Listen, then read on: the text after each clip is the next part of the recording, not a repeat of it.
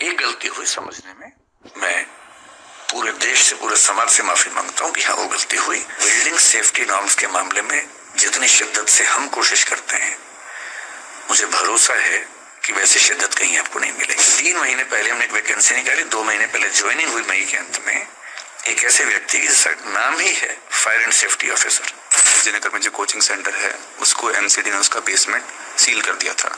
बच्चे आपके जितने भी स्टूडेंट्स हैं वो दोनों कोचिंग सेंटर मुखर्जी नगर में हो जी करोल बाग में हो, वहाँ पे प्रोटेस्ट कर रहे हैं। कुछ बच्चे कल रात को आपके घर के सामने पे पहुंच गए हैं। बच्चों में बहुत आक्रोश है, वो जस्टिस चाह रहे हैं।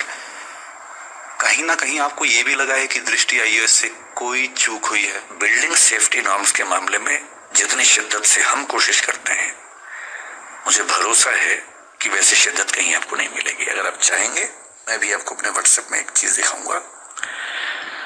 हमारे पास एक, अब मुझे नहीं पता बाकी इंस्टीट्यूट क्या करते हैं, मैं अपना बता रहा हूँ आपको। 2 महीने पहले, 3 महीने पहले हमने एक वैकेंसी निकाली, क्योंकि हमने 1.5 साल पहले एक डिविजनल हेड रैंक का ऑफिसर बनाया अपनी कंपनी। डिविजनल हेड हमारे यहाँ सीनियर मैनेजमेंट का पार्ट है, जो केवल सेफ्टी देखेगा बिल्डिंग्स की। उसका एक ही काम था, बिल्डिंग की सेफ्टी देखना।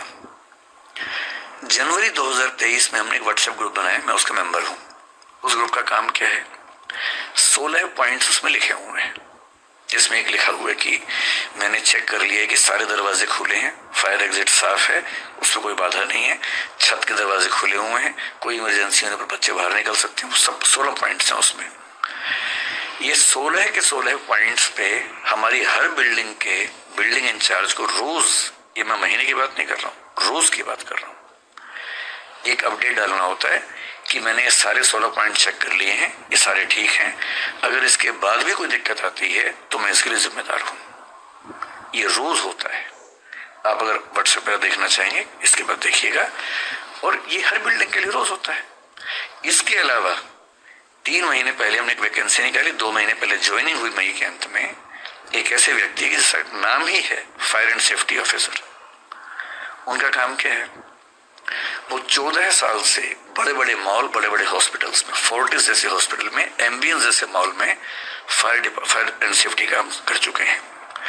वो दृष्टि के पेरोल पे हैं। उनका एक ही काम है कि सारी बिल्डिंग्स का ऑडिट करना और जहां जरा भी दिक्कत है सेफ्टी के मामले में, उसको ठीक करना। उनके अंडर हमने फायर मार्शल्स नियुक्त किए हैं अपनी बिल्डिंग्स में, ताकि कभी फायर की दिक्कत आए तो नॉर्मल स्टाफ ट्रेंड है। हमारा नियम है कि जब भी कोई स्टाफ ज्वाइन करता है, MTS मल्टीटास्किंग स्टाफ जो होता है, 7 दिन के अंदर उसकी फायर ट्रेनिंग होती है। और इसके अलावा अब हम फायर मार्शल्स हर बिल्डिंग में अपॉइंट करें, ताकि कभी फायर हो जाए, क्योंकि वो ट्रेंड है, बहुत ज्यादा सीख के आए हैं, तो तुरंत आग बुझा देंगे, जबकि बाकी लोग शायद उतना तुरंत ना बुझा सके।